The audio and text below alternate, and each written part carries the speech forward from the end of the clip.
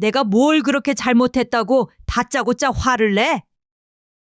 며느리한테 전화 한 통 한 것이 그렇게 큰 잘못이야? 그런 뜻으로 드린 말은 아니고요. 지영이가 엄마 전화 직접 받으면 불편해하니까 그래요. 내가 지금까지 걔한테 전화를 얼마나 했다고? 너가 하지 말라고 해서 나도 웬만하면 연락 안 했어. 그래도 이번에 하셨잖아요. 아무리 가끔이라지만 시어머니 전화 받으면 며느리 입장에선 불편한 건 사실이에요. 지영이가 절대 나한테 전화하지 말라고 하라던? 그건 아니고요. 그냥 제 입장에서 서로 불편한 상황을 피하려고 한 거죠. 알겠다. 앞으로는 내가 절대 너희들한테 연락 안 하고 살게. 내가 나중에 눈을 감아도 너희들한테는 전화 한 통 안 갈 테니까 걱정하지 마라. 엄마, 그런 말이 아니잖아요. 그냥 며느리 입장 한번 생각해 주시면 안 되는 거예요. 지영이가 저랑 결혼했지 부모님이랑 결혼한 건 아니잖아요. 오늘 이야기 속의 주인공은 66세 김 씨와 그녀의 아들 며느리에 대한 사연입니다. 김 씨는 아들을 결혼시킨 뒤로 새로 생긴 가족이 불편하고 부담스러웠어요. 시어머니가 된다는 일이 이렇게 스트레스 받는 일인지 몰랐습니다. 그리고 믿었던 아들마저 배신할 줄은 정말 몰랐죠.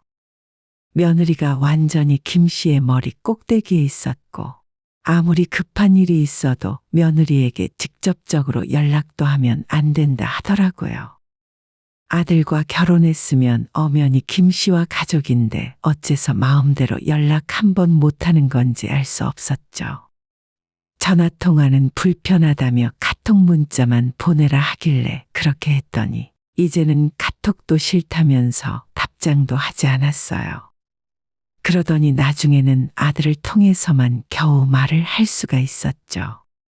이런 상황에서 김 씨는 며느리에게 뭔가 잘못한 것이라도 있나 자신을 돌아보게 되었습니다. 하지만 아무리 생각해봐도 그런 일은 없었고 아들이 결혼한 뒤로 며느리한테 오라가라 하며 일을 시킨 기억이 없었어요. 애초에 그 정도로 서로 만날 일 자체가 없었죠. 이렇게까지 며느리 눈치를 보고 연락도 못한 채 살아야 하는 게 부모라면 더 이상 부모 노릇을 하고 싶지 않았습니다. 김 씨에게는 두 아들과 딸이 하나 있었어요. 자식이 셋이나 되는 탓에 키우면서 많은 우여곡절이 있었지만 김 씨와 세 명의 자식들은 항상 사이가 좋은 편이었어요. 첫째인 큰딸과 둘째인 큰아들은 일찌감치 결혼을 했고 막내 아들만 30대 후반 늦은 결혼을 하게 되었습니다. 상견례 때 처음 얼굴을 본 사돈댁은 인상이 참 좋았어요. 말도 예의가 있었고 좋은 사람들이라 딸도 잘 키웠을 것 같았죠. 먼저 결혼한 큰아들과 큰며느리와는 가까이 살아서 자주 만나며 지내는 중이었고 큰딸과 사위는 명절에 한 번씩 밖에 못 보더라도 만나면 항상 웃음꽃이 피었습니다. 그러니 새로운 막내 며느리와도 그렇게 지낼 수 있을 거라고 생각했어요. 하지만 그건 김 씨의 큰 착각이었죠. 여보세요. 지영이니? 잘 지냈어? 아, 어머님 번호였구나. 어쩐 일이세요? 아직 내 번호 모르고 있었나 보네. 다른 게 아니라 주말에 집들이 한다면서? 음식 준비하는 게 힘들 것 같아서 내가 좀 만들어 갈까 하고. 지영이 너 좋아하는 음식 뭐가 있니? 김 씨의 물음에 며느리는 아무런 대답이 없었습니다. 듣고 있어? 아, 네. 주말에 집들이를 한다고요? 그래. 이번 주 토요일에 다 모이기로 했잖아. 설마 너한테는 아직 이야기를 안 한 거니? 네, 저는 처음 들었는데요. 그랬니? 난 당연히 서로 상의가 다 된 이야기인 줄 알았는데. 어머님, 제가 나중에 다시 연락드릴게요. 그렇게 며느리와의 짧은 통화가 끝이 났고 아들이 아직 며느리에게 집들이 이야기를 하지 않은 걸 알게 되자 순간 아차 싶었죠. 괜히 자기 때문에 아들과 며느리가 싸우게 되는 건 아닌가 걱정이었고 다시 며느리에게 전화가 오진 않았어요. 그리고 다음날 며느리 대신 아들에게 전화가 걸려왔습니다. 엄마, 토요일에 집들이 말인데요. 그래. 어제 전화를 해보니 지영이는 모르는 것 같더라. 말을 하긴 했는데 좀 오해가 있었나 봐요. 그래서 말인데 이번에는 좀 힘들 것 같아요. 이번에는 취소하는 거야? 알겠다. 어쩔 수 없지. 아들이 결혼한 뒤로 한 번도 집 구경을 하지 못했었죠. 그래서 집들이를 한다길래 큰아들과 딸까지 전부 전화를 돌려 불렀습니다. 하지만 그게 다 없었던 일이 되었고 서운한 마음을 감출 수가 없더라고요. 아들이 중간에서 며느리에게 말을 똑바로 전하지 않았다고 하니 뭐라 원망을 할 수도 없었죠. 결국 집들이는 완전히 취소가 되었고 시간이 지나자 김 씨도 그 일에 대해서는 완전히 잊어버렸습니다. 2달의 시간이 더 지나 명절이 다가왔고 김 씨는 다시 며느리에게 전화를 걸었어요. 지영아, 너 이번이 우리 집에서 첫 명절인데 음식 뭐 좋아하니? 저번에 내가 물어봤을 때 대답을 못 들은 것 같아서. 너 좋아하는 음식 있으면 내가 만들어줄게. 저는 아무거나 다 괜찮아요. 그래도 한 가지만 말해봐. 진짜 아무거나 다 괜찮아요. 그래. 그럼 잡채 같은 거 좋아하니? 네, 잡채 좋아요. 어머님, 저 지금 바쁜 일이 있어서 나중에 다시 연락드릴게요. 그렇게 전화가 끊겼고 당연히 다시 며느리에게 전화가 걸려오진 않았죠. 며느리와 통화를 몇 번 하지 않았지만 항상 대답은 건성이었고 조금이라도 빨리 끊으려고 하는 느낌을 받았어요. 처음엔 그저 바빠서 그렇거나 전화 통화가 어색해서 그렇다고 생각했습니다. 시간이 지나면 괜찮아질 것 같아서 며느리와 친해지고 싶었죠. 하지만 며느리가 김 씨를 밀어내고 꺼려한다는 사실을 깨닫기까지 그리 많은 시간이 필요하진 않았어요. 전화 통화하는 걸 싫어하는 것 같아서 카톡으로 문자도 보냈고 딸에게 이모티콘이나 커피 기프티콘 보내는 법을 배워서 며느리에게 선물도 자주 해주었어요. 그런데 김 씨가 문자를 보내도 거의 답장은 없었고 가끔 할 말이 있어서 전화를 하면 며느리가 아닌 아들이 그 전화를 받았습니다. 너가 지영이 전화를 왜 받아? 지금 씻으러 들어갔어요. 무슨 하실 말씀 있으세요? 내일이 지영이 생일이잖아. 생일 축하한다고. 그럼 제가 전해줄게요. 어쩐지 시간이 갈수록 며느리와 친해지기는커녕 목소리 한 번 듣는 것이 정말 힘든 일이 되었어요. 그러다 제주도에 농사를 지으며 사는 친구가 한라봉을 보내주겠다는 말에 기왕이면 사돈집에도 같이 보내면 좋을 것 같아 3박스를 추가로 결제했어요. 첫째 딸과 큰아들 사돈집은 이미 선물을 주고 받은 적이 있어서 주소를 알고 있었는데 막내 며느리 친정 집 주소는 모르고 있었습니다. 며느리에게 직접 물어볼까 하다가 이런 건 조용히 보내는 것이 낫겠다 싶어 아들에게 전화를 걸었죠. 명절 선물 좀 보내려고 하는데 너희 처갓집 주소 좀 알려줘라. 아, 괜찮아요. 안 보내셔도 돼요. 아냐, 내 친구 선옥이 알지?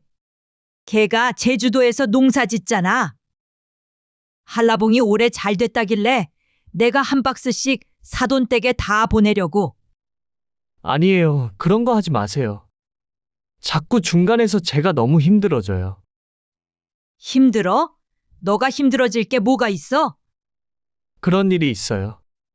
장모님도 선물 받으면 답례하시려 할 거고 괜히 부담이에요. 그냥 엄마 더 드세요.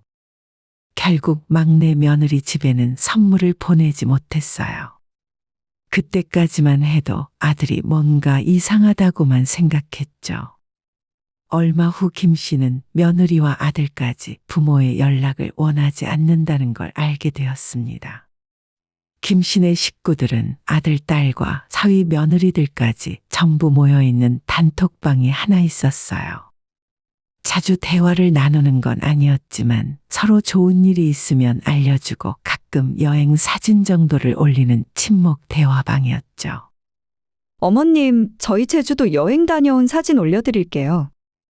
첫째 며느리가 식구들끼리 제주도 여행을 다녀왔고 손주와 함께 찍은 사진들을 여러 장 올렸어요. 사진을 워낙 잘 찍는 첫째 며느리였기 때문에 사진만 봐도 즐거웠는데 그때 갑자기 막내 며느리가 단톡방을 나가버렸습니다. 뭔가 말을 하려다가 실수로 잘못 눌러서 그런 줄 알고 김씨가 재빨리 다시 초대했어요. 하지만 초대를 하자마자 또 1분도 안 되어 바로 대화방을 나가버렸습니다. 그리고 바로 아들에게 전화가 걸려왔어요. 엄마, 단톡방에 지영이 초대하지 말아주세요. 왜? 가족 단톡방인데? 그냥 이유는 묻지 말고 어차피 제가 있잖아요. 지영이는 빼주세요, 그냥. 괜히 서로 스트레스 받기 싫어요. 대체 무슨 스트레스를 그렇게 받는다고. 시댁과 관련된 일만 있으면 과민 반응을 하는 작은 며느리를 이해할 수 없었죠. 김 씨가 며느리에게 직접 연락한 건 많아야 일주일에 한 번 정도였고, 단톡방 역시도 한 달에 몇 번 대화를 하지도 않았습니다. 큰아들네가 제주도 여행을 다녀와서 그 사진을 올리느라 서로 몇 마디 나눈 것이 전부인데 이렇게까지 화를 낼 일인지도 모르겠더라고요. 오죽했으면 첫째 딸이 김 씨에게 전화를 걸어 막내 옳게 버릇이 너무 없는 것 같다며 자기가 전화해서 한마디 하겠다고 하는 걸 김 씨가 뜯어 말렸습니다. 괜히 자식들끼리 서로 얼굴 붉히며 싸우는 모습을 보고 싶지 않았어요. 며느리와의 마지막 전화통화는 거의 반년 가까이 지났고 카톡이나 다른 연락도 거의 하지 않게 되었어요. 그렇게 기본적인 소통을 하지 않으니 아들도 며느리도 모두 불편해졌습니다. 그러다 막내 며느리가 임신을 했다는 소식을 듣게 되었을 때도 선뜻 먼저 전화를 걸어 축하해 주는 것이 부담스럽더라고요. 연락을 안 하게 되었고 그냥 아들에게만 축하한다는 말을 한 것이 전부였습니다. 그리고 아이를 낳았을 때 역시 김씨 부부는 병원에 찾아가지도 않았어요. 출산 예정일 직전에 아들에게 전화를 걸어 물어봤더니 자신들이 병원에 오는 걸 며느리가 안 좋아하는 눈치였기에 그냥 가지 않았습니다. 사진으로만 태어난 손주를 봐야 했고 출산을 축하한다는 말 역시 아들을 통해 전달하는 것이 고작이었죠. 그래도 우리가 지영이한테 직접 축하한다는 말은 해야 할 거 아니냐? 아니에요. 지금 피곤해서 전화 받기 힘들 거예요. 그냥 제가 전달할게요. 이제는 한술 더 뜨는 아들이 며느리보다 더 황당하게 느껴질 정도였습니다. 며느리가 싫다는데 김 씨가 어쩔 도리는 없었어요. 아이 낳느라 고생한 것도 며느리였고 아이를 보여주고 싶지 않다면 가지 않는 것이 나은 일이었습니다. 물론 잠시 참는 것뿐이고 이해는 가지 않았죠. 김 씨는 물론이고 남편 역시도 아들과 며느리를 이해할 수 없었습니다. 진짜 걔네들도 너무하네. 당신이 언제 시집살이 한 번 시킨 적이 있어? 집에 오면 손에 물 한 방울 안 묻히는데. 요즘 젊은 애들은 그게 아닌가 봐. 어쩔 수 없지. 이렇게 말하는 김 씨는 또 한 번 깊은 한숨을 내쉬었죠. 손주 보러 오라는 말도 없고 전화도 하지 말라고 하니 그저 가끔 아들이 사진을 보내주기만 기다리고 있었습니다. 아이가 태어나고 반년 동안 직접 볼 수가 없었어요. 김 씨 부부와 막내 아들이 그렇게 멀리 사는 것도 아닌데 이쯤 되니 아무리 눈치가 없는 사람이라도 아들과 며느리가 본인들과 거리를 두고 싶어 하는 걸 알 수 있었죠. 어차피 김 씨도 자식이 둘이나 더 있었고 손주도 셋이 더 있었기 때문에 막내에게 집착하고 싶진 않았습니다. 먼저 거리를 두고 살자 하면 그렇게 해주는 수밖에 없다고 생각했어요. 막내 아들에 대한 생각을 지우자 그때부터는 오히려 서운함이 아닌 편안함이 찾아왔습니다. 그러다 작년에 남편이 심장 혈관 스텐트 시술을 받게 되었어요. 병원에 며칠 입원을 하고 있었는데 큰아들과 며느리는 수술 전에도 찾아오고 입원하고 있을 때도 한 번 더 찾아왔죠. 딸이야 멀리 살았기 때문에 직접 오긴 힘들었지만 아버지 괜찮냐며 전화를 매일 할 정도였는데 문제는 막내 아들이었습니다. 사전에 미리 검진을 받은 후 수술 날짜를 예약해 두었기 때문에 자식들이 전부 언제 수술을 받는지 알고 있는 상황이었어요. 나름대로 심장에 하는 수술이라 김씨 부부는 걱정이 이만저만 아니었고 수술 전에 막내 아들 전화만 받지 못해서 남편이 서운해하던 참이었어요. 그래서 목소리라도 들려주려고 김씨가 아들에게 전화를 걸었지만 통화음이 아무리 가도 받지 않았습니다. 어쩔 수 없이 오랜만에 며느리에게 전화를 걸었는데 며느리는 바로 전화를 받더라고요. 지영이니? 너 선우랑 같이 있어? 네, 옆에 있는데요. 그럼 전화 좀 바꿔라. 그렇게 아들은 전화를 건네받았고 김 씨는 아들에게 아버지 수술하는 걸 모르냐며 한마디 할 참이었죠. 하지만 뭐라 말을 하기도 전에 아들이 먼저 화를 냈습니다. 엄마, 대체 왜 그러시는 거예요? 용건이 있으면 저한테 직접 전화하시라니까요? 내가 전화를 걸었는데 너가 안 받았잖아. 아들은 핸드폰을 무음으로 돌려놨기 때문에 전화 온 줄 몰랐다고 대답했습니다. 제가 핸드폰이 안 울려서 몰랐었네요. 그래도 조금 기다리시면 제가 확인하고 다시 전화를 드릴 텐데 꼭 며느리한테 그러셔야 했어요? 이 정도 되니 김 씨도 황당함의 언성이 높아질 수밖에 없었습니다. 너는 내가 뭘 그렇게 잘못했다고 다짜고짜 화를 내? 며느리한테 전화 한 통 한 것이 그렇게 큰 잘못이야? 그런 뜻으로 드린 말은 아니고요. 지영이가 엄마 전화 직접 받으면 불편해하니까 그래요. 내가 지금까지 걔한테 전화를 얼마나 했다고? 너가 하지 말라고 해서 나도 웬만하면 연락 안 했어. 그래도 이번에 하셨잖아요. 아무리 가끔이라지만 시어머니 전화 받으면 며느리 입장에선 불편한 건 사실이에요. 지영이가 절대 나한테 전화하지 말라고 하라던? 그건 아니고요. 그냥 제 입장에서 서로 불편한 상황을 피하려고 한 거죠. 알겠다. 앞으로는 내가 절대 너희들한테 연락 안 하고 살게. 내가 나중에 눈을 감아도 너희들한테는 전화 한 통 안 갈 테니까 걱정하지 마라. 엄마, 그런 말이 아니잖아요. 그냥 며느리 입장 한번 생각해 주시면 안 되는 거예요. 지영이가 저랑 결혼했지 부모님이랑 결혼한 건 아니잖아요. 아들과 한참 전화로 말다툼을 하고 있다가 순간 너무 지치고 이럴 이유가 전혀 없겠다는 생각이 들었습니다. 됐다. 너희 아버지 조금 있으면 수술하러 들어가시는데 막내 아들 목소리 듣고 싶다 해서 전화한 거야. 너가 전화 안 받아서 어쩔 수 없이 지영이한테 한 거고. 아, 그게 오늘이었어요? 제가 아버지한테 지금 전화 드릴게요. 됐다. 아버지도 그냥 너 전화 안 받고 싶으시대. 나중에 연락하마. 김 씨는 전화를 끊었고 옆에서 그 통화를 모두 듣고 있던 남편도 그냥 아무 말 없이 입을 다물었습니다.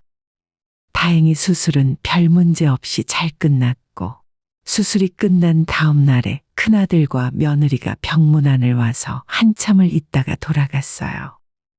하지만 그때도 작은 아들에게서는 전화 한 통 걸려오지 않았고 이쯤 되니 섭섭한 마음도 들지 않더라고요.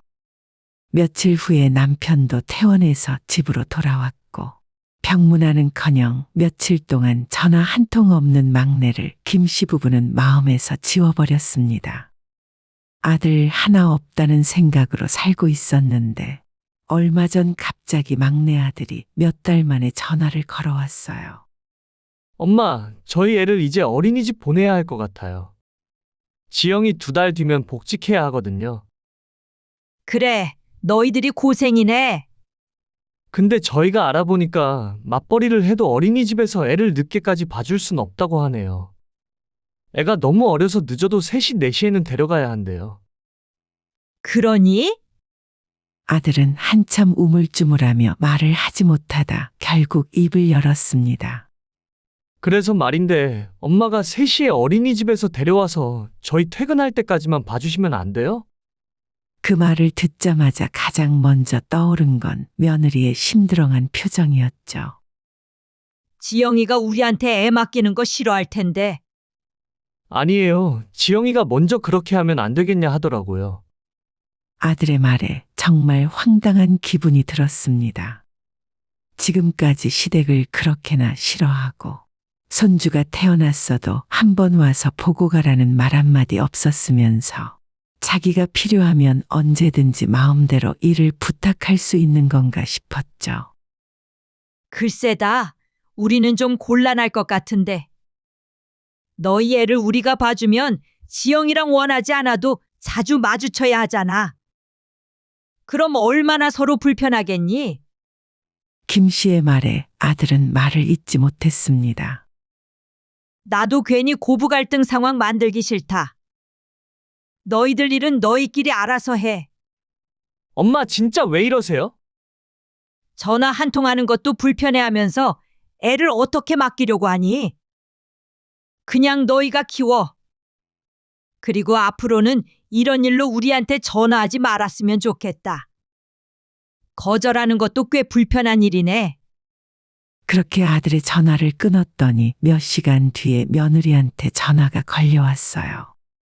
아마 김 씨가 생각하기에 며느리한테서 전화가 걸려온 건 그때가 처음이었습니다. 어머님, 예전에는 제가 죄송했어요. 생전 그런 말을 안 하던 며느리였는데 발등에 불이 떨어지자 자존심도 없어졌나 봅니다. 너가 잘못한 게 없는데 사과할 필요가 뭐가 있니? 그리고 너희 애는 못 봐준다. 앞으로 용건 있으면 직접 전화하지 말고 선우 통해서 해라. 나도 네 전화 받기 불편해. 며느리는 김 씨의 말에 아무런 대답을 하지 못했고 그게 마지막 통화였어요. 자기들 편할 대로만 하는 아들 며느리가 정말 괘씸하게 느껴졌습니다. 큰아들이 종종 아이를 맡길 때가 있는데 그때는 기쁜 마음으로 손주와 즐겁게 시간을 보냈어요. 하지만 절대 막내 아들의 부탁은 들어주지 않을 생각입니다. 괜히 나서서 애 봐준다고 했다가 며느리에게 무슨 원망을 들을지도 모르는 일이었죠. 그런 걸 다 떠나서 이제는 작은 아들과는 가까이 지내고 싶지 않았어요. 마음이 다쳐버린 부모에게 뒤늦게 자식이 후회해봤자 이미 때는 늦어버렸습니다. 오늘의 영상은 여기까지입니다. 이 글을 보신 모든 분들이 노년에 웃음과 행복만 가득하기를 기원합니다.